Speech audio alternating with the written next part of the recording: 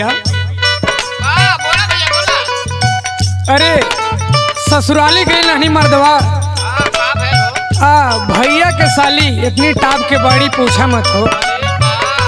सुना बतावत है। कान में बाली ओठ में लाली लागली अम्रपाली सुना भैया के साली।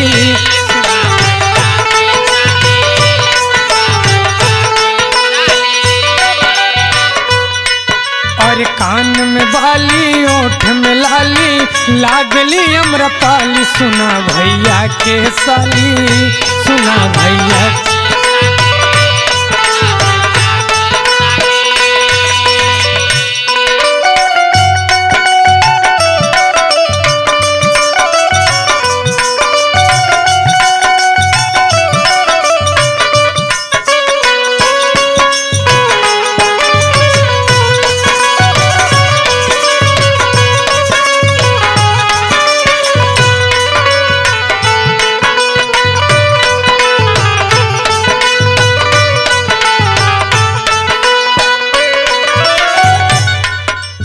और सुना, झील जैसे आँख बाटा मटर नियन गाल हो।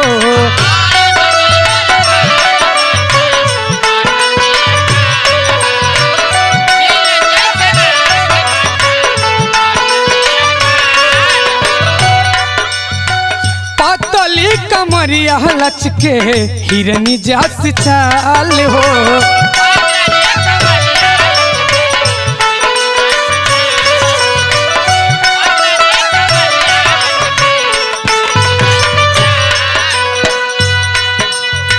झील जैसन आँख बाटा मटर नियन गाल हो।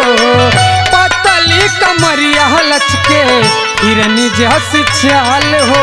सुना, चाल चलेली उमत वाली लागली अम्रपाली सुना भैया के साली सुना भैया।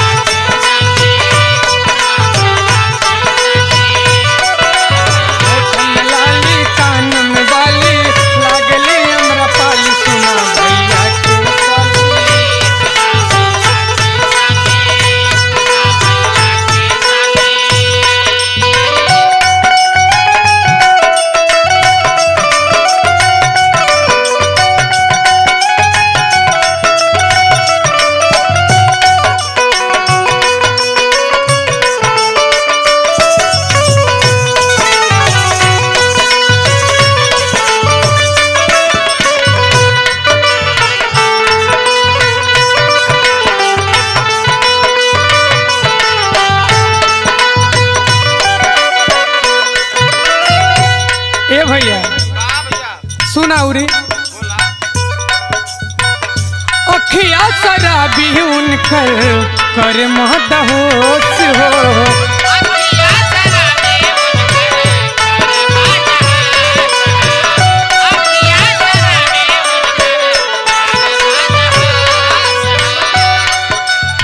लइका छोड़ा बूढ़ा हो भी हो जाले बेहोश हो।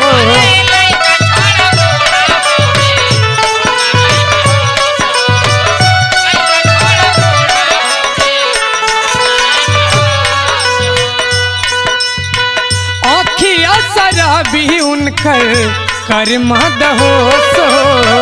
लइका छोड़ा बूढ़ा हो भी हो जाले बेहोश हो। सुना, अंकित दुर्गा काटे जानी जेपी करे रखवाली सुना भैया के साली सुना भैया के साली।